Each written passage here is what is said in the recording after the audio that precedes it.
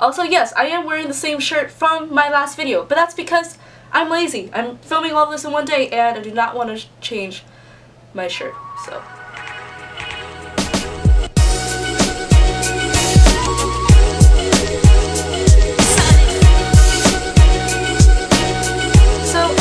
Opportunity to talk to really cool, famous, intriguing, and just awe-inspiring writers, authors, legislators, and it was all part of the Stanford Daily. So I am now a managing editor of multimedia at the Stanford Daily, which is the student-run newspaper at Stanford. It's one of the biggest ones there. And I got the opportunity through them to interview lots of cool people. So one of the people who I got to interview was the US Poet Laureate, Juan Felipe Herrera, and he came to Stanford and he shared his poetry with us. And afterwards, when I was a deputy desk editor at the time, my desk editor and I sat down with the US Poet Laureate and had almost like a 2-hour conversation with him, interviewing about poetry, about what it takes to be an artist in these times, and it was just amazing. He made me a poem right there on the spot. Your name? Aparna. Aparna? Aparna. Aparna? Yeah, like a cat. Aparna. Aparna. That's even better.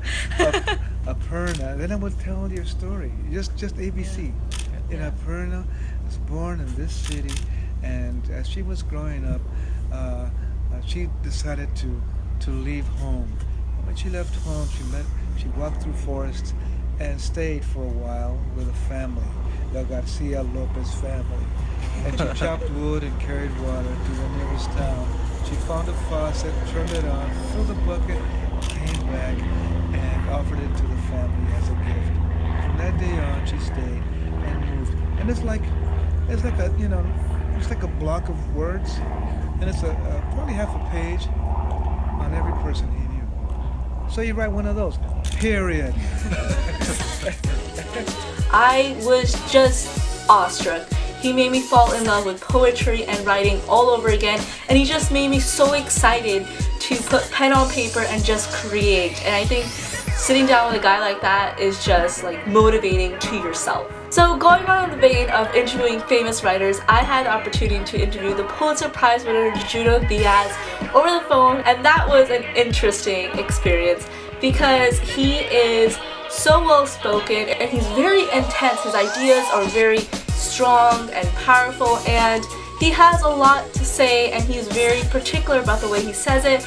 And just sitting down with him and hearing his thoughts about writing, about inspiration, about modern day things that are happening in the world, that was very eye-opening to me. Plus, he loves Watership Down. I never knew this guy was so obsessed with a rabbit novel, but he is, and that was pretty interesting to see and hear from him. I also got to interview Tamara Adrian, who was the first transgender woman to ever serve on the Venezuelan legislature, I can't say the word, and she was just so well spoken.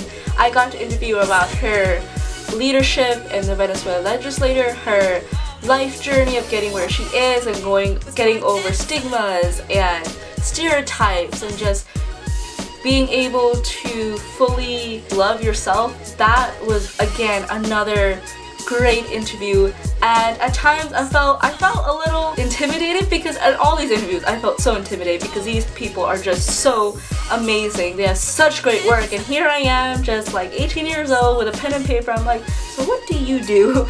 And yeah, that was pretty intimidating, but you get through it, you prepare yourself, and you try to ask good questions and you hope it works. Sometimes it doesn't, sometimes it does. And I think for all of these it did, so yay me. So this wasn't really an interview, but I'm saving this for the last because being part of the Daily, I got a press pass to write a story on when the Supreme Court Justice Sonia Sotomayor came to Stanford to give a talk, and that was just amazing. She blew the crowd away. She is just so genuine, so warm. During the actual talk, she walked among the crowd and just started shaking people's hands as she was answering questions. Like, what a badass. Like, that's so cool. She talked about learning, about working with people who don't share your ideology, which is so important, especially when most of the US population voted for Hillary and not Trump. And if you don't believe that, check the facts. Hashtag not fake news. She also talked about how she was able to overcome hurdles in her path because people thought, oh, you only got into Princeton or to this law school because of affirmative action. She's just like, nah, I'm just smart. That's why I got in. So she was pretty much a badass and just owned the whole experience, and I was just like, you are goals.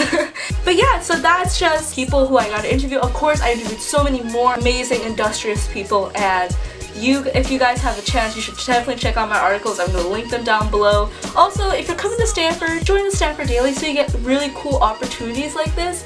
We are always in need of writers, and I'm going to be multimedia. So if you guys like filming, photography, or just like any of that multimedia stuff, come join the multimedia beat because I would love to have you. It's going to be my first year doing it, so like, we'll pray together that it works out. And if you have any questions about these interviews, just leave the questions down below and I will try my best to answer them all.